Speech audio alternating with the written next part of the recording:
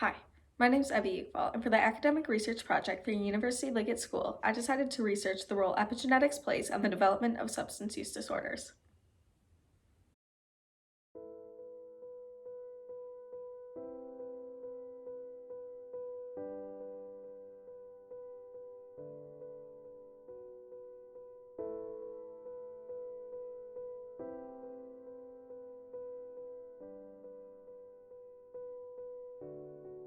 Substance addiction is a neuropsychiatric disorder characterized by a recurring desire to continue taking drugs despite harmful consequences. There are different things that can lead to a person becoming addicted to different substances, one of which is epigenetics. Epigenetics is widely accepted as the study of changes in gene function that are mitotically and/or meiotically heritable and that do not entail a change in DNA sequence.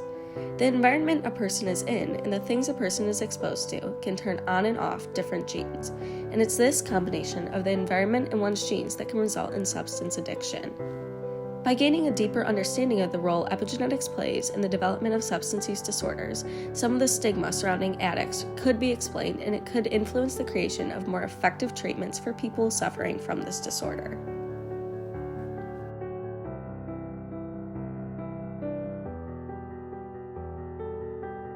Substance use disorders affect a large part of the American population. According to a 2017 national survey on drug use and health, 19.7 million Americans aged 12 and older had a substance use disorder at the time of the survey.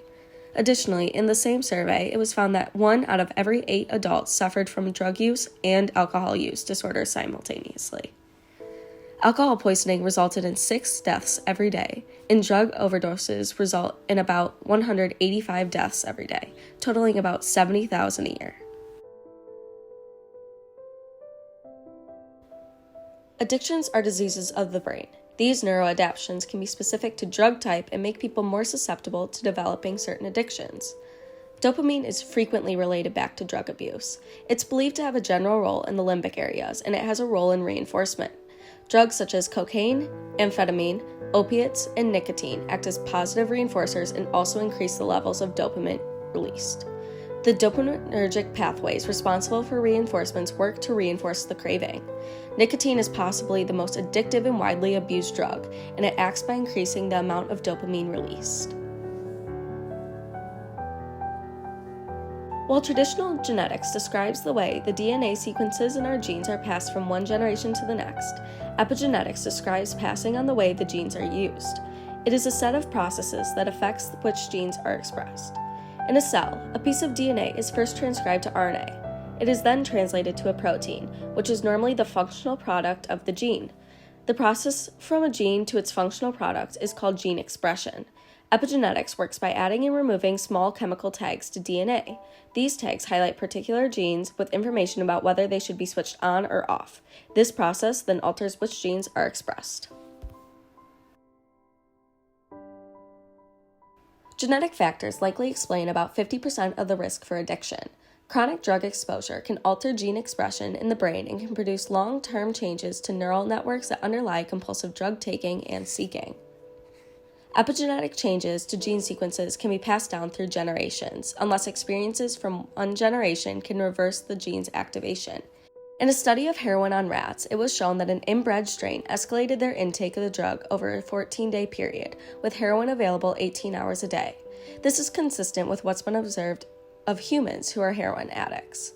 Additionally, through family, twin, and adoption studies, it's shown that the heritability of substance use disorders is moderately high and ranges from 30 to 70%. Epigenetic signatures, early life experiences, and environmental factors can come together to influence gene expression patterns and addiction phenotypes, and as a result may serve as mediators of behavioral trait transmission between generations. Subtle differences in the interaction between genes and the environment may be responsible for altering developmental trajectories that influence vulnerability or resilience to mental conditions, such as addiction. A large analysis showed that a degraded home environment significantly increases the risk for drug-related disorders to develop, while an enriched environment such as positive family relationships, involvement, and attachment seem to discourage drug use and prevent drug addiction. As a result, drug addiction is highly prevalent in vulnerable populations undergoing social stress. Comparatively, mild stress and environmental enrichment have been shown to protect and sometimes reverse addictive phenotypes. Using a population-based twin study from Finland, the authors of the study analyzed the data and noticed a strong moderating effect of social regional environments on environmental and genetic influences of the development of adolescent alcohol abuse. For this project, I interviewed two people, the first of which was a former addict.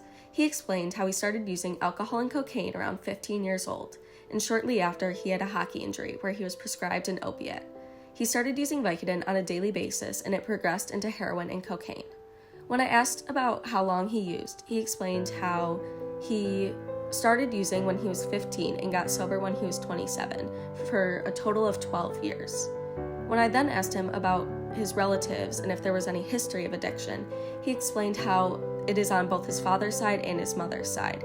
His father's brother died as an opiate addict, and his uncle and cousins on his mom's side are alcoholics and addicts. I then asked him if he thought there were any environmental factors that caused him to begin using cocaine and alcohol. He explained how he was abused by a babysitter, and he believes that's what started it off.